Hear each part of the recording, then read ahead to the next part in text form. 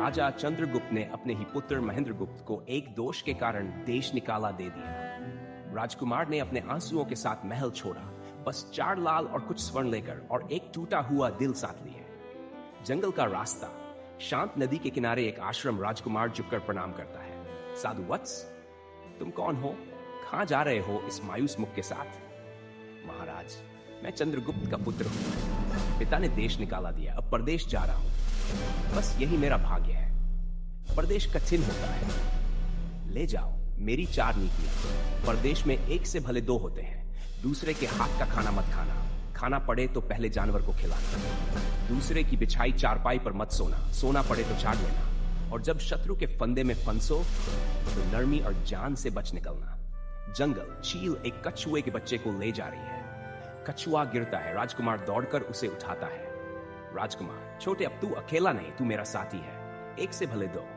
पेड़ के नीचे राजकुमार सोया है, ऊपर कौवा और सांप। सांप डसता है, राजकुमार मर जाता है। कछुआ रोता है, कौवा आंख निकालने आता है। कछुआ कौवे की गर्दन पकड़ लेता है। सांप डंक मारता है, कछुआ नहीं छोड़ता। अंत में सांप कहता है, छोड़ दो, मैं तुम्हारे मित्र को जीवित कर दूंगा। वह विष चूस कर निकालता है। राजकुमार जीवित हो जाता है। साधु की पहली बात सच निकली। ठगों का जंगल, समुद्र किनारे जंगल, ठग का घर, जादूगरनी जैसी बड़ी बेटी और मासूम छोटी बेटी। बड़ी बेटी ज्योतिषा अपने पिता से, आज इस जंगल में एक पथिक आया है जिसके पास 4 लाल है। ठग और उसके बेटे राजकुमार को पकड़ लाते हैं। बड़ी बेटी भोजन में जहर मिलाती है, राजकुमार को परोसती है। राजकुमार को साधु की दूसरी बात याद आती है। वह खाना पहले कुत्ते को खिलाता है, कुत्ता मर जाता है। साधु की दूसरी बात भी सच निकली, मौत का बिस्तर। बड़ी बेटी कहती है, ऊपर तुम्हारे लिए बिस्तर तैयार है। राजकुमार चढ़ता है। साधु की तीसरी बात याद आती है, वह बिस्तर झाड़ता है। नीचे आग का कुआं, वह टूटी चारपाई पर लेट जाता है।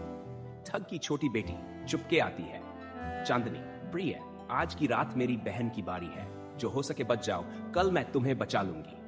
रात में बड़ी बहन आती है, कटार हाथ में।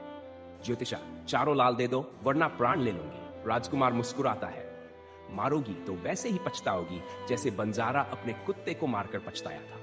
वह बंजारे और अमरफल की 2 कथाएं सुनाता है। रात भर दोनों बातें करते रहते हैं। सवेरा होते ही राजकुमार जिंदा है। अगली रात चांदनी आती है। चांदनी, अब मेरी बारी है, पर मैं तुम्हें मार नहीं सकती। मैं तुम्हें चाहने लगी हूं। तुम चाहो तो मैं सदा तुम्हारी दासी बन जाऊं। तू मेरे जीवन की सबसे सच्ची नीति शिक्षा है। तू मेरे विश्वास की परिभाषा है। रात को वे भागने की योजना बनाते हैं। राजकुमार गलत ऊंटनी ले आता है जो सिर्फ सिक्सी खोस चलती है। सुबह ठग पीछा करता हुआ पहुंच जाता है। पेड़ के नीचे दोनों फंसे हैं। चांदनी, तेजी से, तुम पेड़ पर चढ़ो, मैं ऊंटनी नीचे लाऊंगी। जैसे ही ठग पेड़ पर चढ़ता है, चांदनी ऊंटनी दौड़ाकर राजकुमार को नीचे से उठा लेती है। दोनों कई दिनों की यात्रा के बाद वे एक नगर में बसते हैं। समय बीतता है, देश निकाले की अवधि पूरी होती है। राजकुमार अपने राज्य लौटता है। राजा उसे गले लगाता है और चांदनी से उसका विवाह कर देता है। महेंद्रगुप्त और ठग की बेटी की यह कथा हमें सिखाती है कि सच्चा प्रेम वही टिकता है जहां बुद्धिमत्ता, धैर्य और विश्वास हो, जहां छल हार जाता है और सच्चाई जीतती है।